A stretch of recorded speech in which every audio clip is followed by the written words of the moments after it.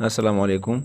आज का हमारा टॉपिक एक बुक है मॉडर्न ट्रेजेडी जिसका नाम है, जो कि रेमंड विलियम्स ने लिखा है। आज इस पे बात करेंगे डिटेल के साथ। शुरू करते हैं। दोस्तों, जो मैंने कहा कि एक बुक के बारे में बात करेंगे जिसका नाम मॉडर्न ट्रेजेडी है। बेसिकली ये एसेज है और बाद में वो पब्लिश हो गए मैगज़ीन्स में, या फिर लेक्चर्स है जो बाद में रिटन फॉर्म में मैगज़ीन्स में पब्लिश हुए, और आखिरकार उन्होंने उस एसेज ने एक बुक की शक्ल इख्तियार की जिसको मॉडर्न ट्रेजेडी कहा जाता है।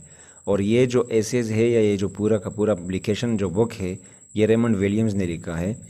रेमंड विलियम्स एक प्रोफेसर थे और एक फेमस क्रिटिक है मॉडर्न एज के।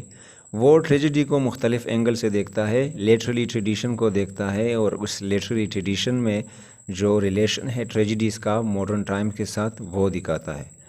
ट्रेडिशन से मुराद ये है कि जो आप लोग क्लासिकल एजेस पढ़ते हैं, फिर मिडीवल पढ़ते हैं, ओल्ड पढ़ते हैं, रेनेसा वगैरह, या न्यू क्लासिज्म पढ़ते हैं, इसका जो ताल्लुक़ है मॉडर्न टाइम्स के साथ, मॉडर्न ट्रेजेडीज़ के साथ, उस चीज़ों पे वो नज़रसानी करते हैं, उस पर रोशनी डालते हैं।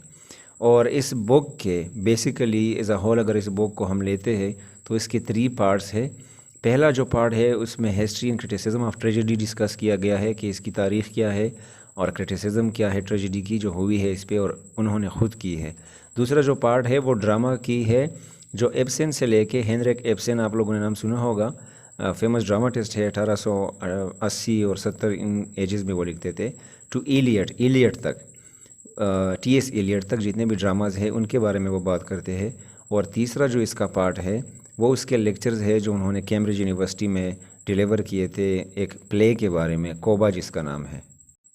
मॉडर्न ट्रेजेडी जो बुक है इसमें वो बेसिकली टेक्स्ट को डिस्कस करते हैं और मेन ट्रेजिक टेक्स्ट को डिस्कस करते हैं कि जो लाइंस, जो सेंटेंसेस जिसमें ट्रेजेडी वाक़या होती है उसमें उस चीज़ों को डिस्कस किया जाता है।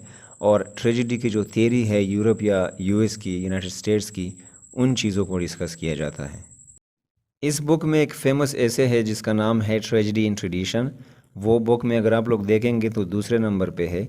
इसमें वो डिस्कशन करते हैं कॉमन और ट्रेडिशनल इंटरप्रिटेशन ऑफ एसेस की, या ट्रेजेडी की, कि ट्रेजेडी जो है बेसिकली जो ड्रामा की एक जनरा है उसकी कॉमन इंटरप्रिटेशन क्या है, उसका मतलब क्या है, और ट्रेडिशनली हम उसको किस लिहाज से इंटरप्रेट करते हैं, उससे मानी अखज़ करते हैं, ये चीज़ उसमें डिस्कस होता है। और इसमें जो बेसिक्स है ट्रेजेडी के, कि बेसिकली ट्रेजेडी है क्या, इसके पार्ट्स क्या है, प्लॉट्स वगैरह, इन चीज़ों के बारे में ये ट्रेजेडी और ट्रेडिशन के बारे में विलियम्स बात करते हैं।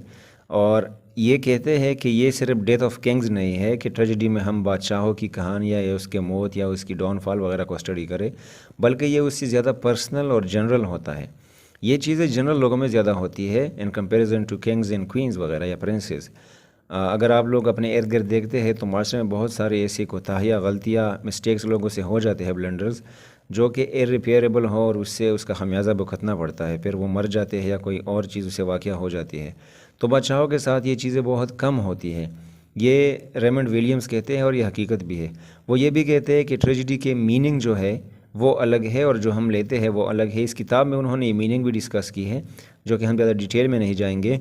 और जो ट्रेजेडी की रिलेशनशिप है ट्रेडिशन के साथ, या फिर उसके काइंड्स ऑफ एक्सपीरियंस है, मिस्टेकनली जिसको हम ट्रेजेडी कॉल करते हैं, वो ये भी कहते हैं कि हम ट्रेडिशन को और पास्ट को कंफ्यूज करते हैं। मतलब हम दोगा कहते हैं कि बेसिकली जो ट्रेडिशन है वो पास्ट है।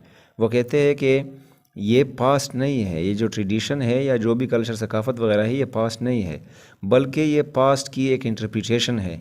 अगर हम किसी ज़माने में जाते हैं, उसके कल्चर और सकाफ़त को स्टडी करते हैं, तो उस इंटरप्रिटेशन से, उसके मीनिंग से या उसको स्टडी करने से हमें पास्ट का पता चल जाता है। Basically there is not the past, rather there is the interpretation of the past. Williams ये भी कहते हैं कि जब ग्रीक ड्रामा से या उसके बाद रोमन ड्रामा से या फिर उसके बाद जो ड्रामाज हैं मिडीवल वगैरह एजेस में, उससे जब कोरस चला गया, ख़त्म हुआ, तो ये यूनिक मीनिंग ऑफ ट्रेजेडी जो है वो लॉस्ट हो गई, ये लोगों का मानना है। मतलब जब तक कोरस थे जो गाना वगैरह पीछे गाते थे एक्टर्स या स्टेज पे एक्टर्स के पीछे, वो नए जो ड्रामाज होते थे न्यू क्लासिकल के बाद उसमें ये चीज़ें नहीं होती थी, तो लोग ये समझने लगे कि ट्रेजेडी जो है वो ख़त्म हो गई। और विलियम्स ये भी कहते हैं कि लोग ये भी सोचते हैं कि मेडिवल पीरियड में कोई ड्रामा प्रोड्यूस नहीं हुआ है, उसकी प्रोडक्शन कम है या ज़ीरो है, वो कहते हैं कि मॉन्क्स की जो कहानियाँ है, टेल्स वगैरह है, ये उसकी एग्जांपल है। मतलब जो भी बुज़ुर्ग थे यहूदियों के, क्रिश्चियंस वगैरह के, जितने रिलीजियस या रिलीजियस पीपल थे, उनके जो रिलीजियस पीपल थे, उनकी जो कहानियाँ है, वो कहते हैं कि ये उसकी एग्जांपल है। मिडीवल एज में भी ट्रेजिडी की बुनियाद है, उसकी प्रोडक्शन ज़रूर है। ट्रेजिडी जो है बाद में वो कहते हैं कि ये बहुत ज़्यादा सिक्युलराइज्ड हो गई रेनेसां और न्यू क्लासिकल एजेस में, इसमें बहुत सारी तब्दीलियाँ आ गई।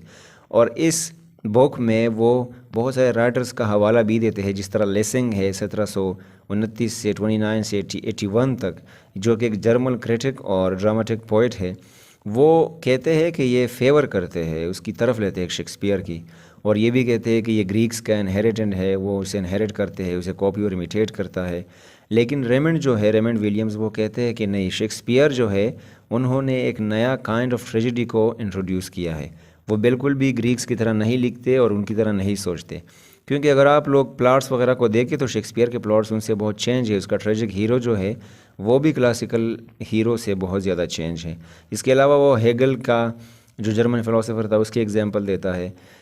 इसके अलावा विलियम्स जो है वो 2 पॉइंट्स को डिफ्रेंशिएट करता है, या उसमें डिफरेंसेस, 2 मुख्तलिफ पॉइंट्स जो है वो बताता है हमें मॉडर्न और एंशंट ट्रेजिडी में। एक पॉइंट ये है कि एंशंट जो ट्रेजिडी है, पुराने जो क्लासिकल वगैरह है, अरिस्टोटल और प्लेटो वगैरह के जो सोच के थे, वो कहते हैं कि एंशंट जो है वो एथिकल एंड्स रखते हैं। मतलब जो भी कोई प्ले वगैरह ख़त्म हो जाती थी तो उसके एंड जो है, उसका अख्ताम किसी एथिकल, फॉर्मल या अच्छी चीज़ पे होती थी या रिलीजियस चीज़ पे होती थी।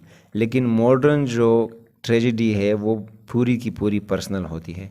उसकी जो एंड होती है वो एथिकल नहीं होती, फॉर्मल नहीं होती या रिलीजियस नहीं होती। वो जिस तरह एक पर्सनल इंसान की हो सकती है, वो उसी तरह उसमें डाल देते हैं मॉडर्न जो राइटर्स हैं।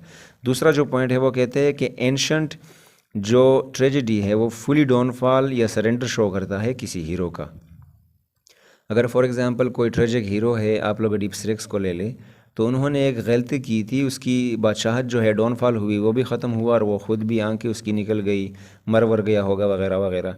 तो जितनी भी ट्रेजिडीज़ है एंशंट, उसमें उसका डाउनफॉल और ज़ीरो होना दिखाया गया है। मतलब हीरो से वो ज़ीरो बनता है। लेकिन मॉडर्न एज में ये थोड़ा कोल्डर टाइप ऑफ थिंग है। इसमें थोड़ा ठंडा करके दिखाया गया है कि अगर कोई माफ़ी मांगे या इसमें और भी चेंजेस आ सकते हैं, उसका डाउनफॉल या उसका बिल्कुल ख़त्म होना ज़रूरी नहीं है। इसके अलावा एक और फेमस ऐसे है इस बुक में, मॉडर्न ट्रेजिडी में, जो रेमंड विलियम्स ने लिखी है। उसका नाम, इस ऐसे का नाम है ट्रेजिडी एंड कंटेम्प्रेरी आइडियाज़। मतलब ट्रेजिडी और आजकल के आइडियाज़ जो होते हैं उसकी कंपैरिजन इसमें की गई है।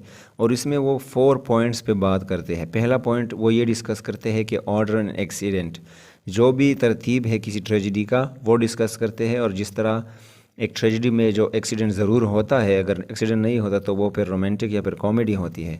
तो इन दो चीज़ों को डिस्कस करता है इस ऐसे में। दूसरा the destruction of the hero है, कि हीरो की तबाही किस तरह वाक़या होती है, इस चीज़ों पे बारे में या इसके बारे में वो डिटेल से बात करता है।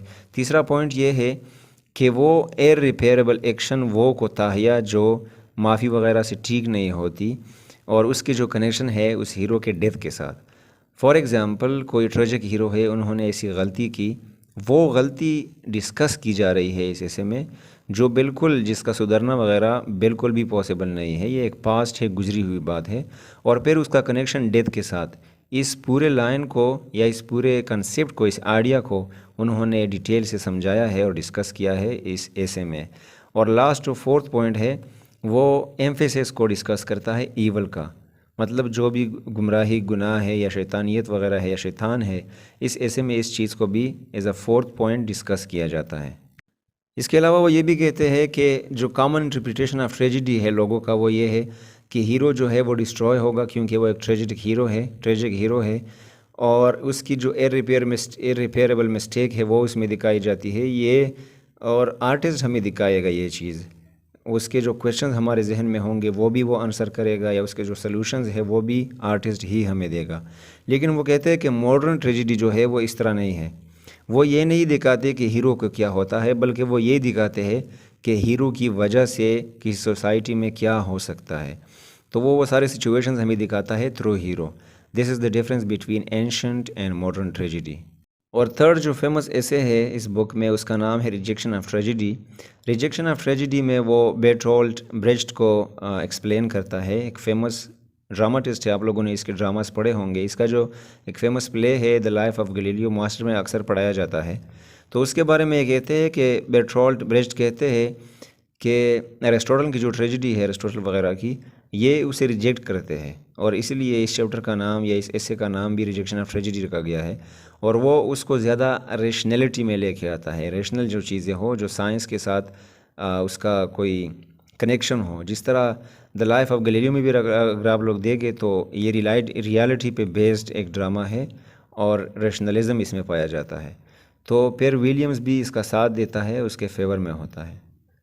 सो आई होप कि आप लोगों को इस बुक की थोड़ी बहुत समझ आ गई होगी।